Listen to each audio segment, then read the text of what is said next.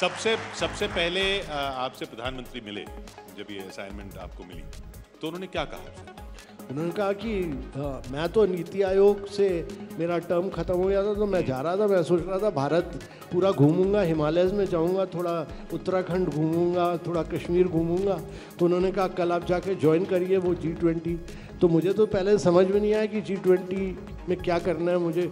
फिर उन्होंने कहा नहीं आप वो शेरपा की तरह ज्वाइन करिए। तो फिर जाकर पढ़ना शुरू किया, पर मुझे पता नहीं था कि ये अगले 9 महीने इतने चैलेंजिंग होंगे और 9 महीने में उतना काम करना पड़ेगा जितना मैंने 6.5 साल में नीति आयोग में काम किया था।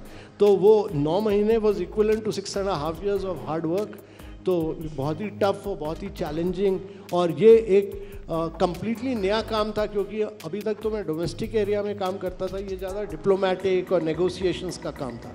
और लेकिन फिर इसमें भी आपने G20 खुद तो गए ही उत्तराखंड कश्मीर वगैरह, बाकी सबको भी आपने G20 में घुमा दिया। या तो वो भी प्रधानमंत्री जी का विजन था क्योंकि हर समय G20 एक सिटी में, एक शहर में होती है।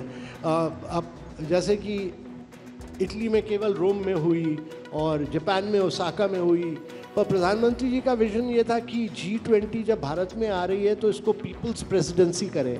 और उनका विजन था कि हर स्टेट में जाए G20 और हर स्टेट में आप एक शहर चुनिए जहाँ जाए, और कई स्टेट्स में तो 2-2, 3-3 शहर। तो करीब 60 शहरों की हमने पूरी इन शहरों को पूरा बदला। इनको ड्रेनेज हो, सुएज हो, सॉलिड वेस्ट हो, सड़कें हों, उदयपुर में लेक हो, कुमरगम में बैकवाटर्स हो, सबकी शक्ल में बदली, पूरा बदलाव लाए। तो पूरी एक्चुअली देखिएगा तो G20 की वजह से भारत के इंफ्रास्ट्रक्चर में बहुत बदलाव आया और ये उनका ही विजन था।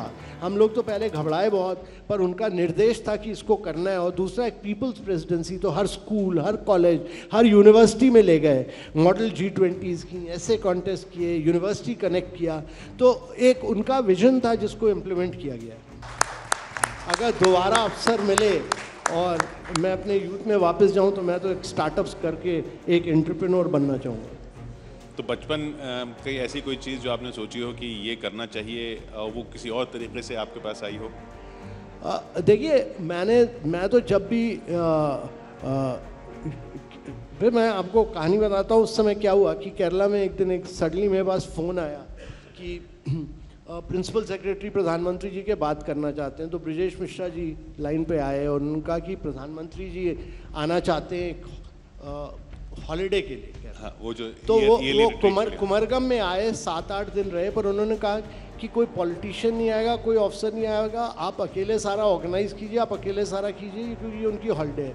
तो 7-8 दिन वो रहे वहाँ। तो एक दिन डिनर पर ब्रजेश मिश्रा जी ने कहा कि इस लड़के ने बड़ा काम किया है, बैक वाटर्स में बहुत काम किया, बहुत डेवलपमेंट किया है, इसको भारत सरकार में लाते हैं टूरिज्म मिनिस्टर। तो वाजपेयी साहब ने, प्रधानमंत्री साहब ने मेरे से पूछा कि अमिताभ जी आपने क्या भारत सरकार के लिए अप्लाई किया है? तो मैंने कहा नहीं सर मैंने तो नहीं अप्लाई किया। तो उन्होंने कहा कभी मत अप्लाई करना, अगर अप्लाई करोगे तो ये ब्रजेश मिश्रा तो जी तुमको टूरिज्म के बदले विमेन एंड चाइल्ड वेलफेयर में भेज देंगे। तो मैंने तो अप्लाई नहीं किया। 1.25 साल बाद मैंने अप्लाई किया। मुझे जाना था फाइनेंस मिनिस्ट्री, और फिर उन्होंने ब्रजेश मिश्रा जी के पास जब फाइल गई तो उन्होंने बदल के अब मुझे फिर टूरिज्म में डाल दिया, जहाँ वैकेंसी नहीं थी वैकेंसी बना दी। तो उन्होंने कहा कि भाई वो आपको याद है कॉन्वर्सेशन 1.25 साल बाद। तो फिर मैं टूरिज्म में पहुँच गया। जब मैं यहाँ पहुँचा तो उसके करीब 10 दिन के अंदर वो न्यूयॉर्क का टूरिज्म ट्विन टावर ब्लास्ट हो गया, हमारे अफगानिस्तान में वॉर हो गया, पाकिस्तान के साथ ये पार्लियामेंट पे अटैक हो गया था, और हमारी ऑक्यूपेंसी 10% 15% रह गई थी केवल। उसके पीक पे, क्राइसिस पे, जब सिंगापुर, मलेशिया, थाईलैंड सबने अपने कैंपेन रोक दिए थे, तब उसके पीक पर हमने अपना इनक्रेडिबल इंडिया कैंपेन लॉन्च किया था और उससे फिर टूरिज्म सारा रिवाइव किया।